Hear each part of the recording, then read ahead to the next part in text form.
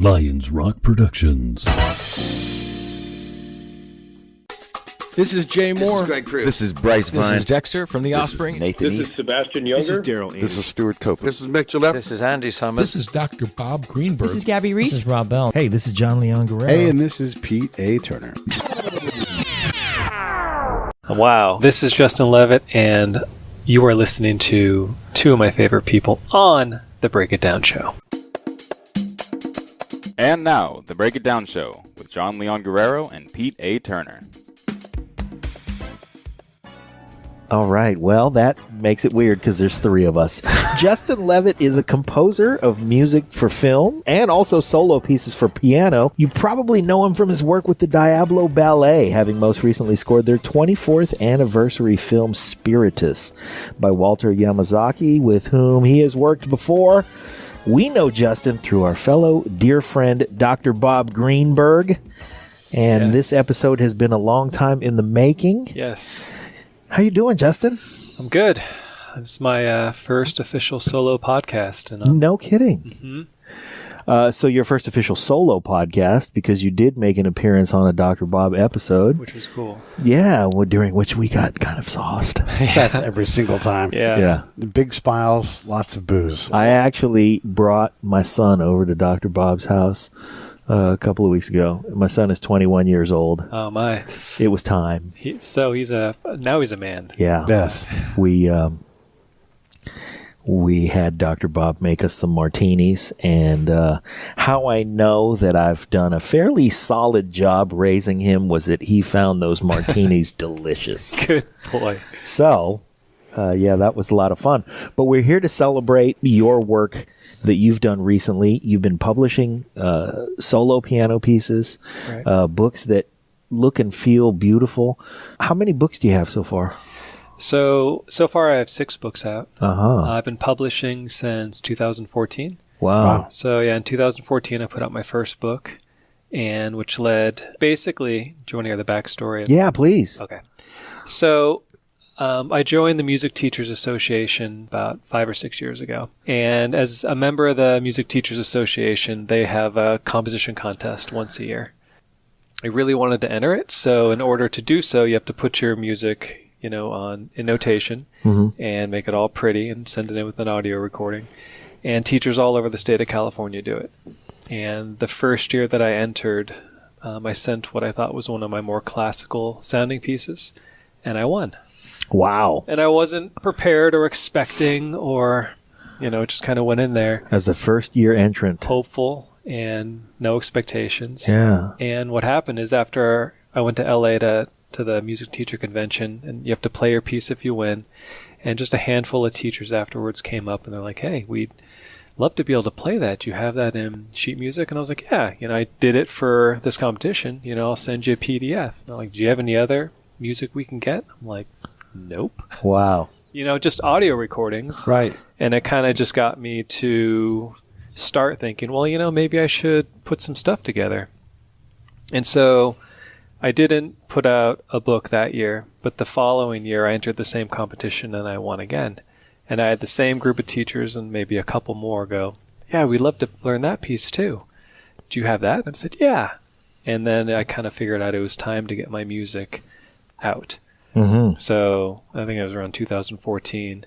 I did my first book of solo piano pieces, and that had 6 pieces in it, which was a huge accomplishment for me because I'm primarily self-taught on piano. So, I know the notation and I understand it, but there's so much to learn to be able to put, music on paper where you can actually hand it to somebody else and go, play that. Yeah. It'll sound like what I want. It was very challenging for me. This is just a not really on-topic question, sort of on-topic question. Have you seen the Netflix documentary about Quincy Jones? Yes. Oh my God, I was Isn't thinking that about thing you guys. So good. Yeah. The thing that blew me away was to watch him take paper and pen and score something that was in his head and write it and hand it over. Just like that. Just like that. The way that we would write a grocery list. Yeah. And, we're big fans of Quincy Jones, but that sight for me allowed me to understand a different thing about him, which is that he had an enormous impact on us, of course, in popular music and all of that stuff. But a lot of that is just because he was so skilled. Yeah. He had such skill at just being able to take an idea and craft it and hand it over. And so in making these solo piano pieces and books where a person can open the book, and I want to talk about the experience of opening the book as well, but the ability to hand it over is really what allows a person to sort of join the conversation. Yeah. And so you've got 6 books. And there's no greater feeling, man, than, hearing somebody play one of your pieces, even if they see it for the first time, they're not an experienced player. Yeah. And they fumble through even the first few notes. Man, right. I love it. Uh-huh. It's just the coolest thing. And when I say things like put it on paper so they play it, how I want, I just want to get it as close to how it truly I'm representing it. And then however they want to play and however they want to feel it. Yeah. That's what it's all about. We are recording this episode of the Break It Down show at Steinway and Sons, location here in Walnut Creek, California, which is a beautiful town, and it's a beautiful spot right in this beautiful town. And a lot of the Steinway prestige has to do with the tactile experience, and Dr. Bob, of course, has a Steinway B inside his house, and one of the neat things about seeing his office is just that it's so beautiful in there. His place is beautiful. It's in a beautiful location, and to sit at his piano, you look out over the Oakland Hills, and it's just gorgeous. And there's a lot of just gorgeousness. And the reason I bring this all up is because your books look and feel gorgeous. Thank you. They're beautifully printed. You handed me the book. Now, I don't have the ability to sit at a piano and bang out the piece. Right. And now I feel, for the first time in my life, having been a musician for damn near 40 years, one who is terrible at reading, never really learned to read, and, I'm a drummer, which what they call a person who hangs out with musicians, the drummer. And the feeling of taking the book and having it in my hand, and the thick bound cover and the texture of the cover, and then opening it up, it's like revealing a soulful experience. Yeah. And to be able to put that up on the piano, it's the whole thing. You remember the Bugs Bunny cartoon where he had the tails on and he put the music up and he raised his arms, and the beginning of that and the feeling of that is something that you can say that now you are providing. Yeah. That's really, I'm probably geeking out, but that's really pretty special. It kind of made me feel for the first time like more of a real composer, because I write the music that comes to me, and it's just become part of my life. It's real. I mean, I'm super thankful, but it's sort of normal as it comes through. Yeah. And, but when I actually had the book and I published and I could start handing it to people, it just changed the way I felt, or at least the way I could think about myself, in the sense that, oh yeah, okay. So I want to talk to the audience for a second, but this is the thing. This is the reason why when you want to write that book or write that piece of music or whatever it is, that you do it, because one, you get better at, I'm sure your first thing that you wrote, you're like, it's good, but gosh, the stuff now is so much better. But also it counts. It's part of the record, right. Like we reference things that are already part of the record. So you write for that reason. So we should all be creating whatever that thing is that we want to do, painting or whatever. Sure. But the other thing is when your work is played in a performing arts center on a grand scale, like people are dancing along to the music that you create, or someone else, like you said, is playing in a concert hall. I saw the Orange County's got a really good symphony, the Pacific Symphony, just fantastic. And they had a lady come in, she's Russian, and she's blonde haired. You'll know she is. And she plays the fuck out of the piano. Like you see her, and she's this super skinny thing, John, right from behind. Like we were up in the Muppet Angry Guy seats, She comes out, but then when the camera's on her, you see plumber forearms. Like this part of her hand, like right here by the pinky part. Yeah, the meaty part. It's like it reaches out there and just nails that note. Yeah, and she's just working. And she plays probably 45 minutes of music and does not have a single note in front of her. Yeah. and she's playing with the symphony. They all have notes in front of them, and it is amazing. So when you hear someone of that caliber, playing your music, is it more your pride of your work being played, or like is your music actually working on you? Where you're like, this is really making me upset.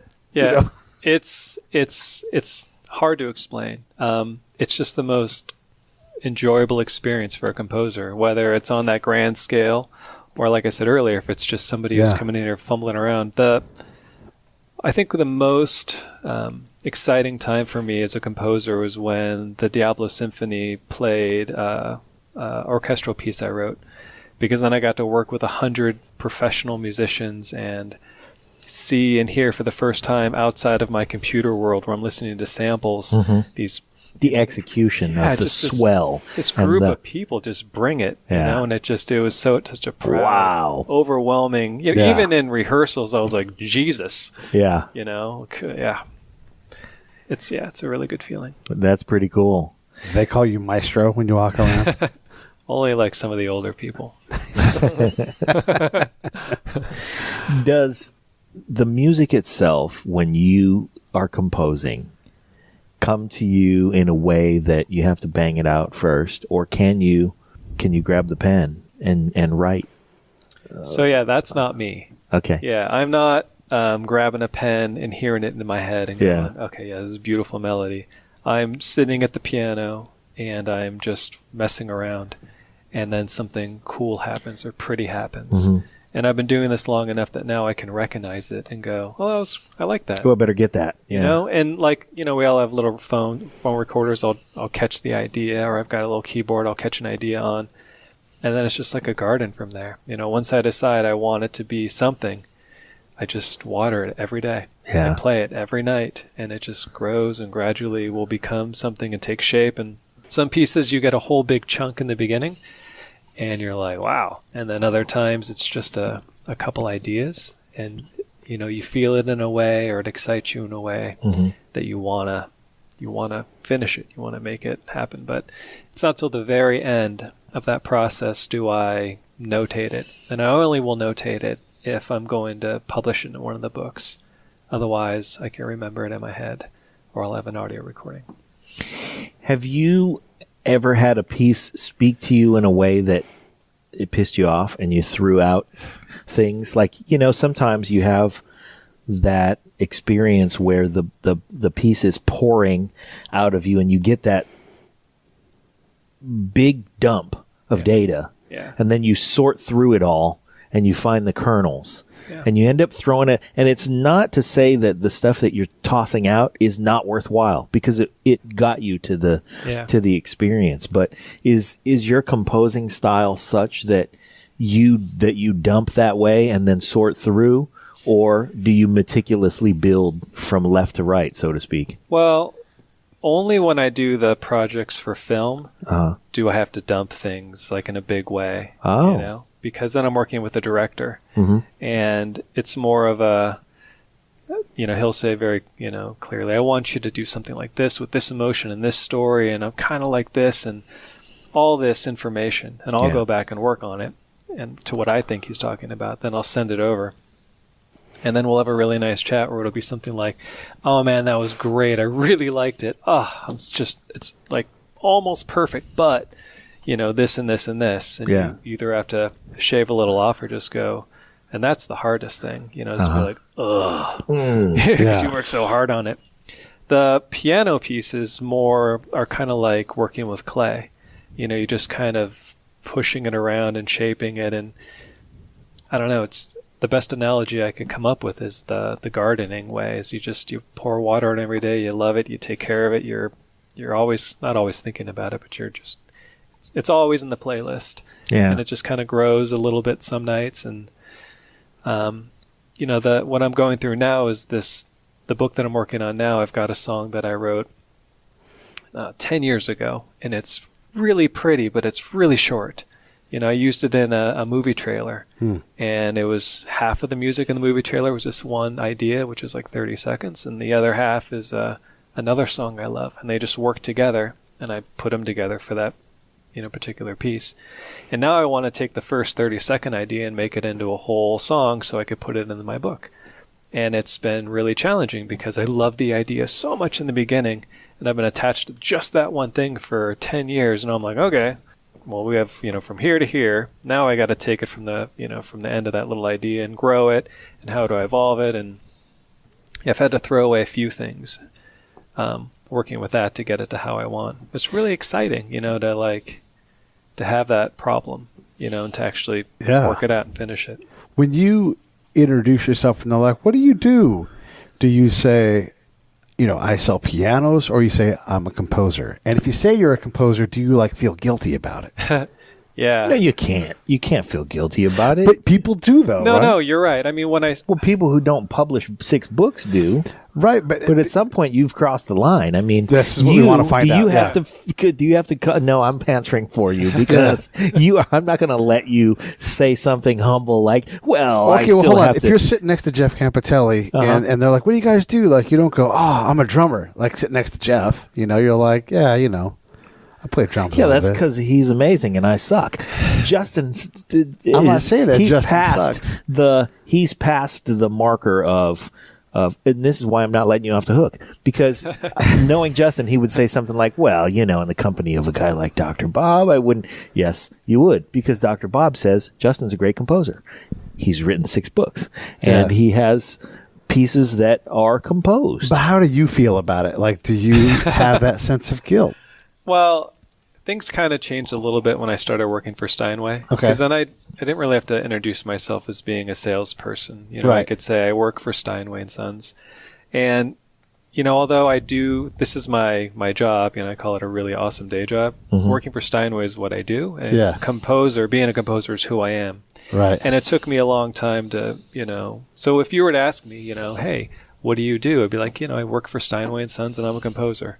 I don't think I'd open up with I'm a composer, but it also would have to be who I'm with. Yeah. Right. And it's not a bragging point. It's what someone's interested in. Yeah. It's great that you have all these pianos, and I ask you questions about the pianos all the time. But what I'm really interested in is your creativity and your expression as a composer, because that's what I find, fascinating about the way that you spend your time. Yeah. The other time that you spend here at this beautiful Steinway showroom is, it's great, but it's a little less interesting to me than the fact that you've composed. You have works that exist in the world that somebody can grab, open, execute, and interpret. Yeah. And that gives you the soul of a composer.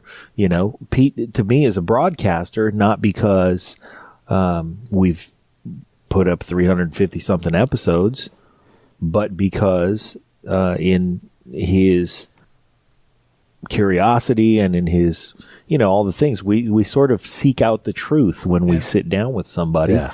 And that's not something that you define yourself as, but it is something you should define yourself as, because that's what you are. It's hard, though. It's the difference between what you do and what you are, though, right? Yeah. So, yeah. But you're right. I mean, I'm not embarrassed to say it. It's just. But you had to get to that point. Yeah. It took me a while. Right. It definitely took me a while. Can you remember when that point happened? Were you did you just say, forget it, this is what I am, What do you call yourself, Pete? I would say I'm a storyteller, because that way you can write a little bit, you can do these things, and talk at parties, that kind of thing. So I say storyteller. Okay. I actually had a friend of mine say those exact words to me, because he knew how humble I was and how just how I go about my days and how I think. And he said, working at Steinway, it's what you do. Yeah. But a composer is who you are. And I don't think I'd ever, unless I was talking to somebody who I wanted them to know specifically I was a composer, I would just be me. We just chat. Yeah. We talk about whatever, and it wouldn't have come up unless it was time to bring it up. Yeah. Kind of a thing. Yeah. Yeah. Okay, so now, being that you have defined yourself and your being as a composer, which I think is accurate, when you have challenges in front of you, so there's 2 ways to create, right? You can do the additive method where you're, like you said, manipulating, putting clay together. And then you can do the subtractive method, which is I have this block of granite, I'm going to carve away from it. In the world of classical composition, I think there's a lot more of, as you describe it, music for film where you are subtractive, as opposed to, here's this lump, why don't you make a film to it? Do you think we'll ever get to the point where, like the music video genre, where we're putting film to a composition? That would be such a blessing for someone like me. You know, because when I do the opposite, I love it. So super passionate about it, but it's really stressful, you know, because it's so intense for me. So I would love for someone to be like, you know what, man, that sounds like a great theme. You know, you're done. We'll take it. But I love the challenge too, you know, but I don't think really so much somebody will just hear something and go, that should be just like that. You know, they'd maybe say something like, we really like that. That's beautiful. We maybe would like to have it be this long or this short or add strings or, you know, something like that. Yeah. How often is it that you go back and forth where a filmmaker will make something and then hear your score and say, let's slim that down a little bit and let's pare it back to the essence. And then now let me have that and let me cut to it, where it's like, I have this, you know, this chunk of film, this visual work. And now that you've influenced it, now I'm going to cut on mine and we're really going to get lean about this. So no one's ever said to me with one of my finished pieces, I'm going to put film to this, do this and that and the other, right? What it has happened is, in working with Walter with the Diablo Ballet on those films, he's, you know, written me long emails, like I said, very descriptive. This is the story, this is the feeling, this is how we're going to open it, it's going to be in water. And I've gone back home and written the minute of music and sent it to him and had him say something like, that's just what I wanted. Yeah. Great. And then he'll, you know, put up the picture, everything in every way to what I wrote. That first minute he loved. And then the scene changes and the next 4 minutes we'll kind of play back and forth on. Yeah. Or I'll send him something and he'll be like, great. Or, you know, actually, no, I want something like this. And we'll start feeding off each other, where I'll see images and I'll write to that. Or he'll hear something that I have no images for that he'll start putting picture to. So it's kind what of a fascinating process too, because you guys are trying to understand what the other wants, but you really have an abstract thing you're building that off of. Yeah. You know, like these people are going to be moving in space and they're trying to communicate this thing, and you know, the emotions are this and this, you know, whatever these things are, and you're going, okay. And then now you're translating that into, you know, notes. Yeah. We're going to put a link to the trailer in the show notes, so everybody, when you look on the show link, there will be a link to the trailer for Spiritus. Cool. Because I think our listeners may have just flown right past the fact that you said that there's water. Yeah. And it takes place in water, and it's ballet, and it's a visual spectacle, and it's amazing. Man, I'm getting the chills even thinking about it. Yeah. Wow. Yeah. That's neat. It was a really cool experience. When I think about composers who do things for film, or, you know, they have a style, I have a thing. Like, you know, either the style of, or just straight up Henry Mancini, or John Williams. Like, if there's French horns, you're like, that's probably John Williams, right? Because he loves those. Danny Elfman uses horns in a totally different way. What would you say is your signature? Like, what do you do? Like, what it just is how you communicate? Yeah, I think I speak to the heart. I use emotion and kind of melody. I communicate my best ways through like melody and expression.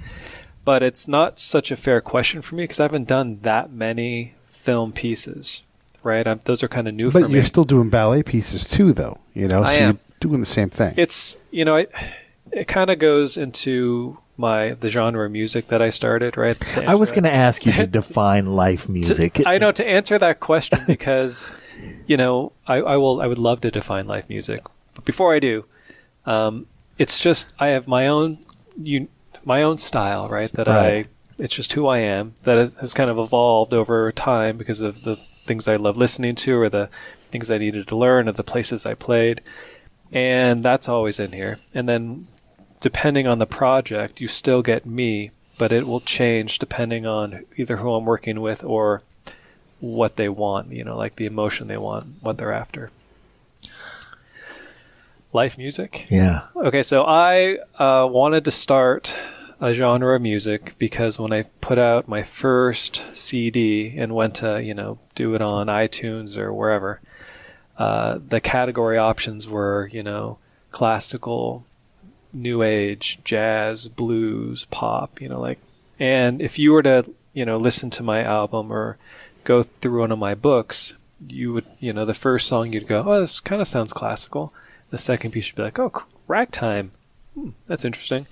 A third piece would be something that would work really well in a pop song. Yeah. The fourth piece might be just really sad, and the fifth piece might just make you be very peaceful and take you somewhere. But they're all in different styles, but it's me, right? Out of 6 books, there's over a dozen styles, but you would know it's me because of how, and I don't intend to do it this way. It's your voice. It's just, it's right. I don't know any other way to do it. So I created life music, and Quincy Jones said it in he didn't say life music, but he said he wished there was a world where there was no genres, no boundaries, because the people, I think that's what he said, because there's so many unique, different styles with these musicians that, they do more than one thing. Yeah. That it'd just be great not to label them and put them somewhere. So I created life music so I could say to somebody, not that long of an explanation, that I write music in a lot of different styles, and it doesn't fit into one specific category.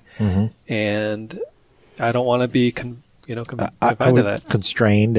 Yeah, and we totally agree, because what's your podcast about? It's about life. Yeah. We illustrate life. That's what we do here. And no, I don't have to focus on that. What fascinates me, what motivates people. That's what we do. So we definitely recognize And it's almost that. a burden. I mean, I think one of the things that we struggle with is the inability to get somebody who really wants to define what the show is, to understand that we don't care about the definition, because we're elated to have you on, and we're fascinated by your work, and you've shared podcast space with people who you probably haven't shared any other space with. Right. People who've done other fascinating things and are equally inspired by it and inspiring about it. And why should we limit ourselves? Yeah. So, and Quincy's a great example, because, when I watched that movie, all the music in it is his, and the things that you heard, you just went, really? Yeah, right. And why would we deny ourselves, the opportunity to be moved by a piece of music, because, that's not what you usually write. Right. I think they should rename the Grammys, because there really isn't a gramophone anymore. They should just call them the Quincy's. Yeah. And just let him be that, because he is so, you can't remove him from it. One of my favorite things about that documentary that he was in was he talked about leaving room for God. Yeah. And that means different things to different people, especially if you're an atheist or agnostic or whatever. But you still have to leave room for that thing. We did today's album fight was Carole King, and she talked about her song about being a friend. I'll be your friend. She didn't write that. She wrote it, but right. She's like, it wasn't me. It right. came out of me. You must identify with that. And how do you leave space for God to enter the room? U2 talks about it. Elvis Costello, all these different people talk about something else being in the room with them. Dude, chills again. Yes. For real. So, it's all about, being, I'm so fortunate that I was, chosen to have the opportunity to write music, to have the gift, and I try to every day, when I wake up, be thankful for that. And I used to think it was a burden, what a heavy burden to have this music and have, it whatever for people. And I don't know, man, I don't want to get myself off topic here, but it's the easiest way to explain it is that, I feel like the songs just kind of come through. And when they come through, like I said earlier, I recognize them, but I feel like they're gifts every time I get one. And your job is to get out of the way. Yeah, and I leave all the room for God. I and it's weird. I don't follow so much the emotion of the pieces. Yeah. I follow more like the sound and the pull and like whatever like the energies that's moving me through it. That might sound really like weird and new agey, but it's not. I'm not seeing pictures in my head. I'm not thinking normally specific storylines. I'm just following the sound and the way that specific sound or the whatever's happening makes me feel. But yeah, I just feel like I was the short story is I had a pretty rough childhood. Most people have something, and I just prayed and prayed and prayed for something good out of what I had to deal with on a daily. And I really believe I was given like the gift to write music and communicate with people in that way. And I also call it life music because I feel like I'm writing about real life stuff. Yeah. And I don't want to say this is about love and this is about, this person dying. And I've dealt with all that stuff and I've written pieces kind of about it. But yeah, it's also difficult for me to talk about my music. I just, for that reason too. So I don't know. If we have to pull it out of you, one of the things that Pete asked, God, I can never remember Eric's last name. Eric Weinmeier. Eric Weinmeier. One of the things Pete asked Eric Weinmeier about, because he had sight as a kid, and then he lost it in middle school.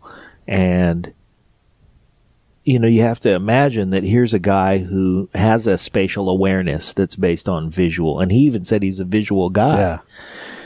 But you have memories that are associated with stuff. And it was really the first time that I gave a lot of thought to the fact that memories aren't necessarily visual. Right. Because we all have that smell that reminds us of Grandma's house and how she used to bake. And when, and there's cinnamon in the air, you go, oh, that was like my grandma used to make apple pie or whatever. Right. And when you talk about the emotions that a song invokes, and that being not exactly what pulls you through the experience that you're channeling, I think, I don't want to speak for our listeners. Yes, I do. I think we can relate to that because we do have those melodies that conjure something. Right. And so you leave what it conjures to the person who's experiencing it. Your job is to capture and wrangle the melody so that you can put it down. Right. And that is not only a gift to be able to do that, it's a gift to the rest of us who get to listen to it and get to feel the emotion and get to process it. Now This episode of the Break It Down Show is brought to you by Lions Rock Productions. That's us. We publish, evaluate, and develop podcasts just like this one, consult others to build their own, and create associated content and content marketing strategies. So if you're launching or expanding your social media presence, your business, or your personal brand, or if you just want to take your media presence to the next level, reach out to us on Twitter at Pete A. Turner or at JohnLG69 at the Break It Down Show. There's 1,000 ways to get a hold of us. Now enjoy the show. To be able to do that, it's a gift to the rest of us who get to listen to it and get to feel the emotion and get to process it. Now I'm glad that you don't feel that that's a burden and that you feel that it's a gift, but do you ever have a struggle with the fact that you want a piece to end somewhere? Like, I want to take control of this piece and I want to drive it to this goal line, and it just doesn't want to cooperate. Well, that's what I'm dealing with now. There's one piece that I was talking about earlier that I wrote for that trailer that was short, and I'm trying to, fill in the blanks and, make it long enough for a real piece of music. Yeah. That's what I'm going through right now. I mean, just before I left, right when you texted me to get here, I was like on this, like, towards the last measure of it going, do you like this? What do you think about this? I was asking my wife. And, yeah. She's your sounding board? Most of the time. And that I was going to say earlier, it's really challenging for me to give my pieces titles because a lot of the time I can't relate to them, even if they're super relatable for you. Mm-hmm. Oh, that makes me think about this. Yeah. This makes me feel exactly that. I hate that. Yeah. The old school composers had it easy. Sonata. Right. It was, yes. Prelude, whatever. Yeah. D flat, done. Anyway, again, not the worst problem to have. I'm sorry. When you approach your wife with the piece, are you pretty confident that she's going to sign off and go, yeah, okay, it's pretty good? And then if she goes like, I don't hear a bridge, and you're like, oh, shit, I didn't even think about that.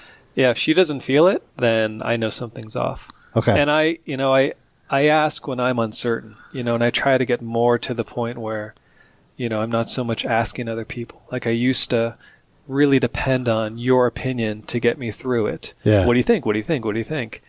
Or I used to depend on other people to, be there. Validate a musical notion. Or like not only validate a musical notion, but say I wanted to record a piece of music and I didn't have gear back in the day. Yeah. Well, you would be my go-to guy. Right. And if you weren't available, it wouldn't get done. So I started learning, how to do little recordings myself. I started learning how to do, notation myself so I could take control and not have all these excuses and not get, shit done, basically. Yeah. I keep going off the topic, right? No, this is the topic. Is it a curve? I'm like, because and there he goes. This is how the whole creative process works. Yeah. And like, I've got a number of people that ask me like, how do I get over the hump with whatever? And it's not those exciting, sexy, like, this is how I want to do it. Yeah. Like, no, how do you do it? It's okay if it sucks. Yeah. Because that's how you do it right now, and you learn how to annotate, you learn how to, record, and the microphone needs to be turned this way, and this Right. microphone's, all these things you have to learn as you do it. Right. You don't have to be great in the beginning. It's, you do it because you love it and you're getting better all the time. It's easy to lose sight of that, but that is like anything that keeps you from doing it. Yeah. That's where the work is. Like, how do I get to doing it? Yeah. Yeah. And and I'm so glad I put out my first piece of music, printed on binder paper. I'm so glad I put out my first book. Yeah. And I'm so glad that now I'm into working on books 7 and 8. But I can look back on, like you said earlier, like the first one. I love all the pieces in there. But I've grown a lot and got much better at what I do, since then. And I'm like Quincy Jones. It wasn't superstar Quincy Jones in the beginning. And by the way, for you listening, I am not comparing myself to Quincy Jones. I don't keep talking about him at all. But, anybody you think of as being, famous or amazing or super talented, you got to lay down that whatever in the beginning and have enough confidence to do it even before you might be the best in the world, and then keep doing it. So you just and let others know that you've done it. Yeah. And that's a big thing to get over when you have the insecurities that most artists, have to wrangle with. Oh yeah. And the reality about most artists who have created works that are very, very personal, whether it's a work of music or a film or anything like that, is that there is a point at which you have to let the thing take you for a ride, and you realize that you're not in control of it all the time, and that sometimes your job is to steer, and sometimes your job is to hold on for dear life. Yeah. And a lot of times when you have somebody who's able to ride that experience and really navigate it, you end up with somebody who is not completely understood by the rest of us. Yeah. When you find yourself catching it, when you're in the midst of something good, do you ever consider that right now might be a moment where the rest of the world can't relate to you? Yeah. I mean, but not because I'm above, right? Yeah. I'm just No, it's not that at all. It's I'm just there. Yeah. And I'm like, I've got You're tapped into something. Yeah. I mean, I'm a musician Yeah. and I'm a composer, so I'm weird, right? I work at a professional Steinway & Sons company, so I have to be professional, right? So I have to blend these tapestries together, of weird Justin composer, friendly, nice, professional Steinway, Yeah. And yeah. hard. It's different. Yeah. It's so different. It's a lot to balance. Yeah. I feel like there's a reality, though, now, because of technology and because of access, and that artists now have to do more of that blending because there's less commission. There's less, well, he's an artist. Let's just, be a patron and allow him his foibles. Right. Nobody's allowing anybody their foibles anymore. So much. I mean, whether you're a composer or whether you're Chance the Rapper or whether you have to have an amount of business savvy, an amount of, I have to go into this boardroom and deal with some business reality that's related to my art. Do you think that art in the long term will suffer? Well, I think art will always make it. I think it'll suffer a little bit, but I think we'll all pull through. And it's what people are going to need to, be human, I think. The more we get into all the techie gizmos and, I don't know, the more industrial the world gets, I think it'll make it. Wow, I really appreciate that optimism. Yeah. I really do. Yeah. Because I want to ask you about AI and its ability to predict what works. Yeah. And, we're doing it right now with music, and literally saying ballet, water, all these elements you can put in. And it will take a pretty good guess, even today, right now, as to what will work. Right. It don't replace you because you've got a very high-end appreciation for what that is also. But there's a lot of folks who are like, I just need a job making $200 to write this thing, I know. And that's the thing too. I'm aware of this, but I don't think about it a lot. But there's so many good musicians. AI. Yeah. I mean, I read up on that too. I was like, wow, it's crazy. But even without talking about that, the wealth of talented composers that can, like the film score that I did last, I worked really, really, really hard on it. And, I'm aware that there's other musicians out there who write orchestral, like beautiful things. And that's all they do. And if you go to their website, there's like a, catalog. Catalog of like love, hate, happiness, blah, blah, blah. I'm like, wow, that's great. That's great. That's great. You watch TV and you don't fast forward a commercial and you hear like a beautiful piece of music. You're like, wow. So yeah, there's so much talent out there that I just, can't even think about comparing to all that. As far as the AI stuff is concerned, they'll be their own little composers. I'm curious and interested, and I love stuff like that. I hope it'll never replace the real people, but I'm sure they'll have maybe they write their own songs for their own AI world. Yeah. You know what I think is going to happen if we look even at a less optimistic view is that AI is going to replace a lot of the work because it's going to simplify and it's going to dumb down the audience. And then the human works will become very, very special. Yeah. And there will be a black market for human composition and all of the things that come with what is special. Why's it got to be black? Why can't it just be a market?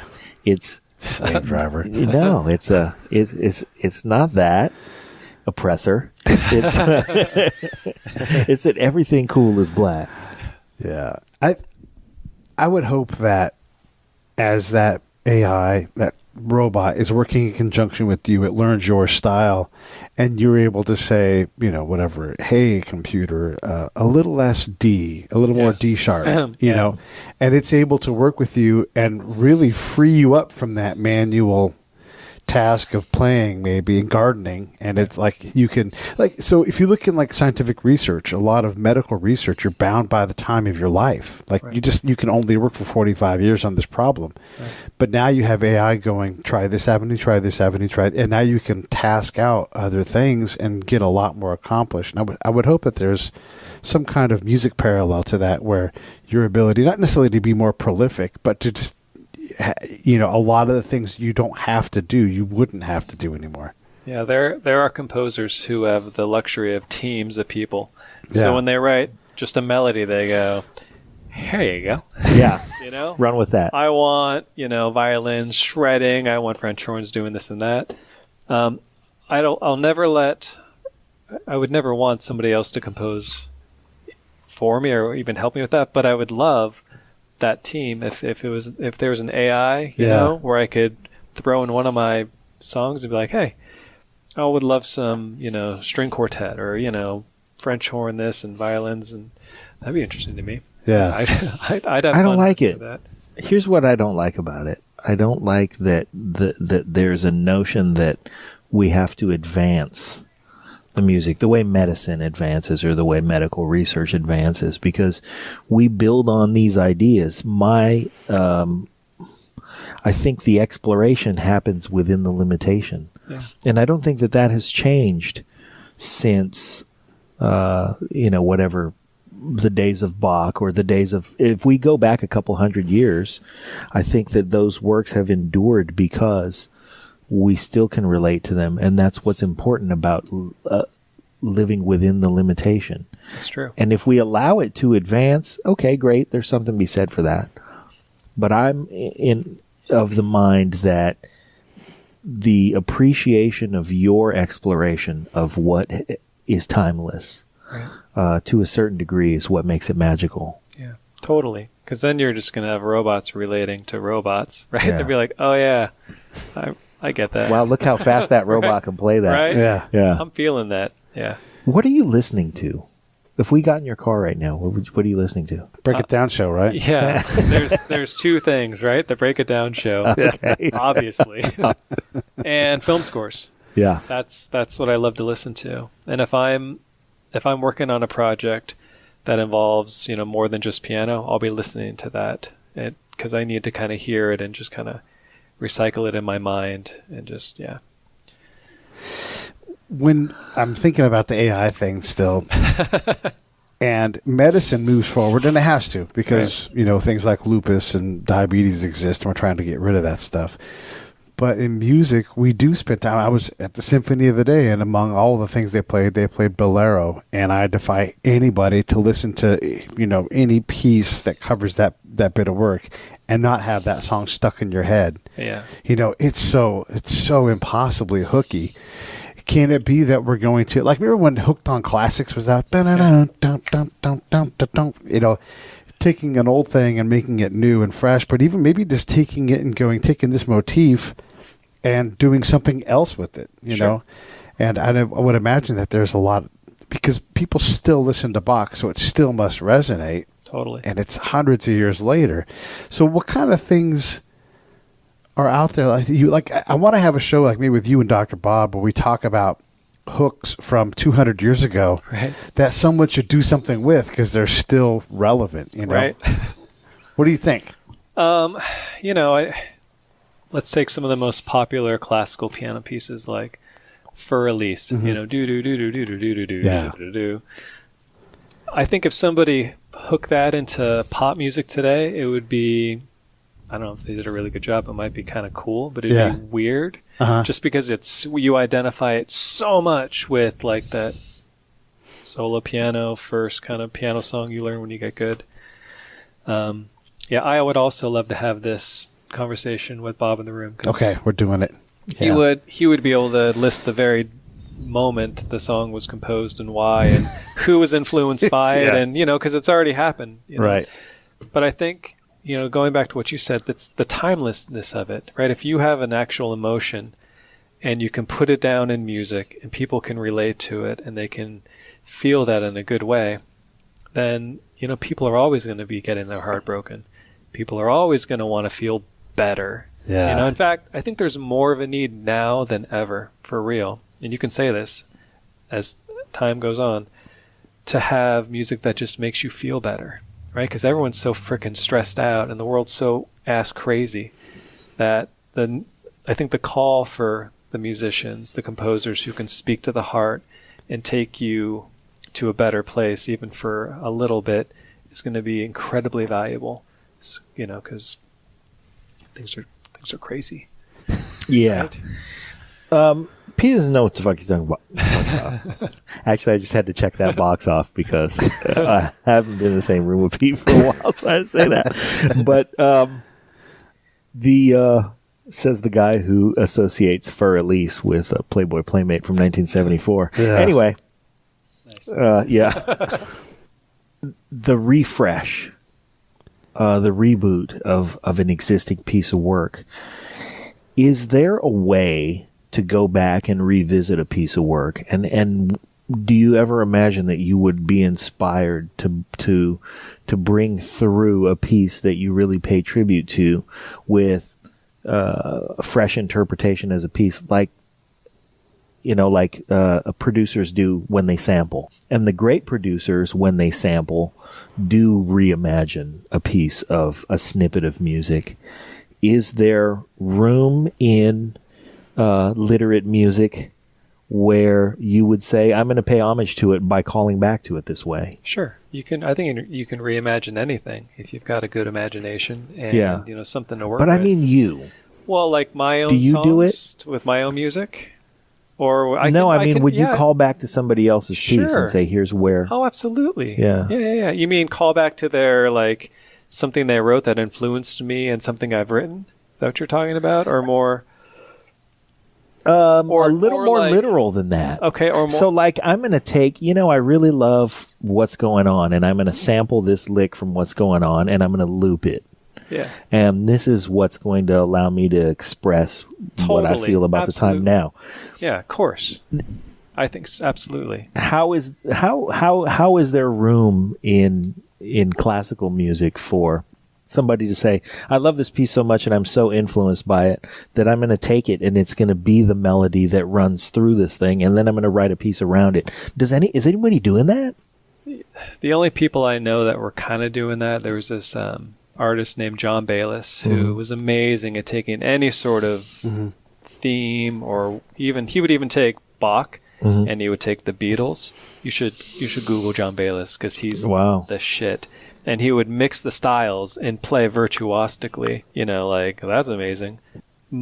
I would be more like to say, oh, I love this particular song, and I'm gonna write it.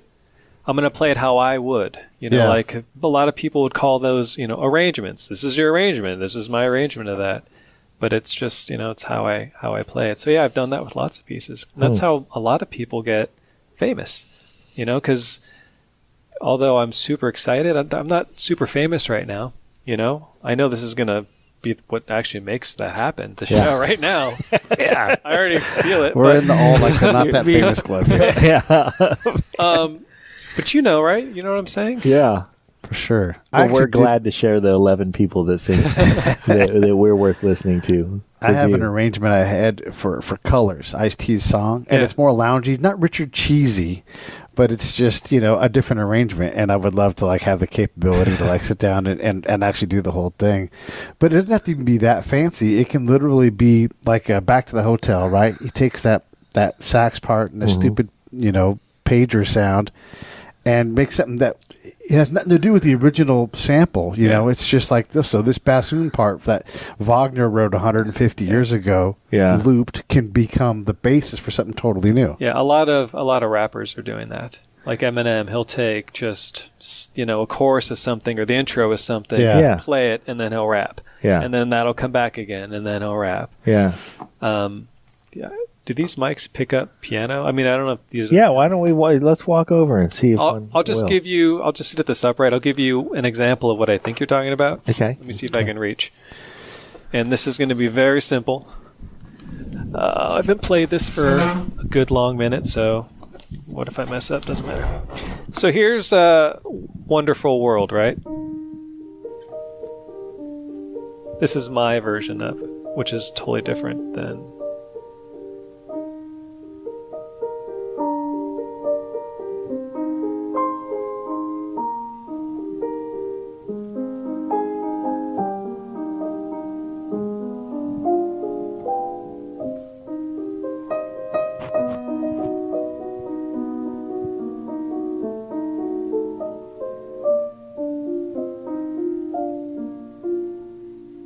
So yeah.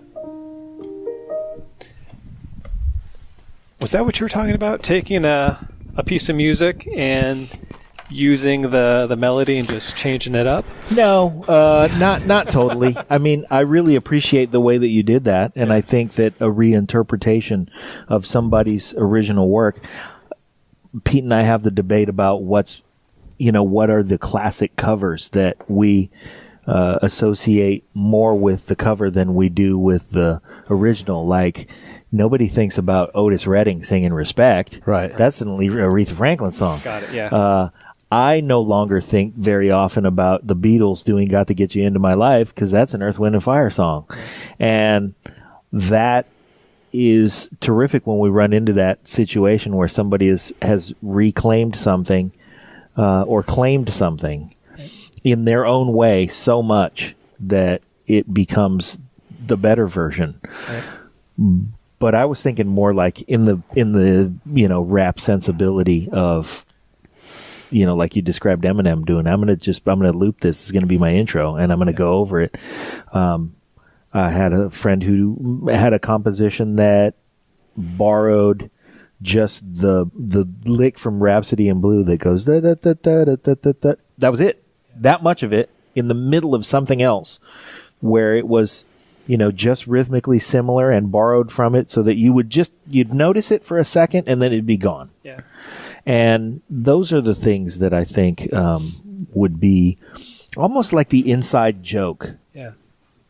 Where you're in the concert and you notice something and you go, and we've all been at that show where you notice somebody do something and then you look, when it's magical is when you catch, what's happening, and you look at the bass player and the bass player's like, yeah. Yeah. Okay. I get what you're saying. In my own music, there's traces. Easter eggs? Easter eggs. But they're not intentionally put in by me, right? I'll write it, then I'll go, it sounds like something. Does that sound like something? Yeah. And I'll play it for my circle, and they'll be like, no, you're good. I'm like, well, what? No, here's what I think it is. And I'm like, no. So yeah, I think as a composer, you can't help but have that happen. I don't know if I would, unless someone said, I'd like you to intentionally take this intro, then rap on it for a minute. Piano rap, Yeah. Whatever. I mean, that'd be fun. I would do it. But it's not something I would do on my own time unless someone wanted me to. Yeah. You're too busy channeling what's coming through. Yeah, man. I'm just too busy working on... that's the other thing I was going to say. I'm very committed to once I set a goal. And if I don't set goals or give myself, dates where I want to finish something by, life's too busy for me to get it done. I'm too tired, too busy. Yeah. I don't even go what a day of mine is because we all got, tons of shit. But yeah, anyway, yeah. So I'm putting out my last 2 books. I'm planning on having them out by December 1st. Okay. Wow, that's aggressive. I think I was going to say stupidly set a goal for myself. The first year I put out a book that I was going to have 8 done by the end of 2018. And so, here we are. First year, 2014, I did 1. 2015, I did my second. 16, I did 2 books. 2017, I did 2 books. And now this year, I'm, just going crazy. Yeah. Again, that's why I was like, text me when you're ready. Because on my days off, I'm all about sitting at my computer or at the piano and doing everything I can. Yeah. This is part of that whole getting the thing done thing. You're like, everything else has been cleared out. Yeah. I need this goal. And you can slide the goal if you need to. Something happened. It's my goal. I can move it. Sure. But you don't. And, you get mad at yourself when you don't get it. But if you do miss by 2 weeks, it's done. Yeah. It's out. Yeah. When you hit the goal and everything. It is a big missing. Again, you can get distracted by the fun decisions, or whatever it's going to be. Like, I really want to put horns in this one, Meanwhile, you're like, I just got to sit down and do this stuff. Yeah, exactly. We're in the home stretch here, and I want to make sure that we're talking about not only what inspires you and what moves you and what you've done to lead up to where you're working now, but how far ahead are you mapped out? Do you know what you're doing next year? Well, my goal next year is to win a Grammy. Wow. That's my goal. For real? Okay. At least one. Let's get aggressive, huh? Yeah. I figured, you got to think it, you got to believe it, then That's you got to right. make it happen. Yeah. And that's how you've gotten this far. Again, super humble, right? When I say things like I'm going to win a Grammy, that's just me being like, I got to do my best, put my best at it, and believe it's going to be something great. But that means you have to submit. Yeah. I am going to submit. Yeah. I've got a friend who is all knowing about that. She's even on the board, who I've already messaged with, and they're like, hey, I want to win a Grammy next year. I need to know everything I need to know so I can get that done. Right. But for the last 4 or 5 years, I've been focusing on the books. And being that I'm not Quincy Jones and sitting down and writing stuff out, yep, there's this, some of my music's very expressive. Yeah. And it's like I take time in places. And in order to notate something other than, a set rhythmic beat, something that has more pull and feel, it's, sometimes you have to make decisions on how to write it so it's easily approachable by people. And anyway, yeah, so here's my goal. Finish my 8 books by the end of this year, and next year start recording everything and have at least one album ready by the time it's time to submit. And then from there, I mean, my goal has always been with the books is getting it injected into like the teaching community.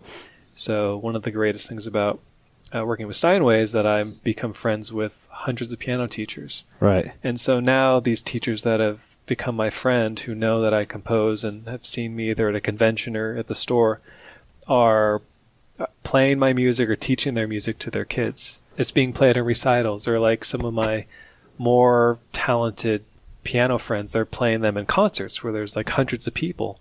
I'm just hoping that continues to spread and kind of get further. Yeah, and be out in the universe. Yeah, like I don't know if I told you, but last year, or I think the beginning of this year, one of my pieces was published in the Australian Music Examination Board, which means if you take piano in Australia, AMEB, you have to learn. Once you get to grade level 6, there's like 14 or 15 pieces you have to learn. Like, and Beethoven's one of them, and Bach's one of them, and Justin Levitt's one of them. Wow. And look at that.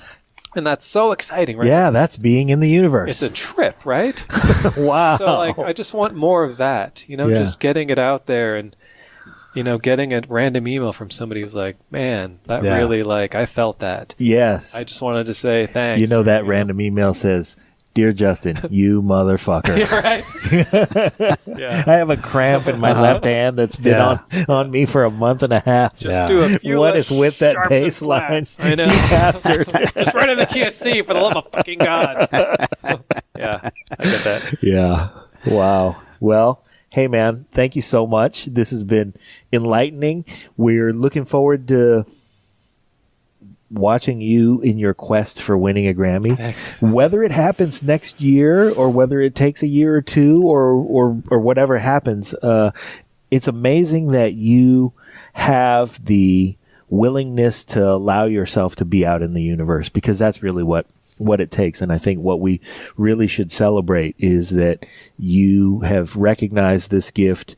You have harnessed as much of it as you can. You've honored it by developing the skill to exercise it, and then you're willing to put yourself out there, and we really appreciate that, and we applaud you for it, and we love you. You guys are the best. I love you guys too. Aww. Thank you so much for hanging out. You know, like I told you in the beginning, kind of nervous, but I knew that because we're friends, it'd be good. So who's your guy that we're supposed to look up again? What's his name? The Bach and Beatles guy. Oh, John Bayliss. Here's my pitch.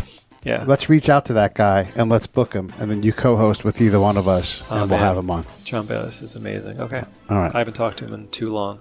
There you go. Yeah, he's the dude. You guys are also the dudes. I love you. Thank you. Thank you. Thank you.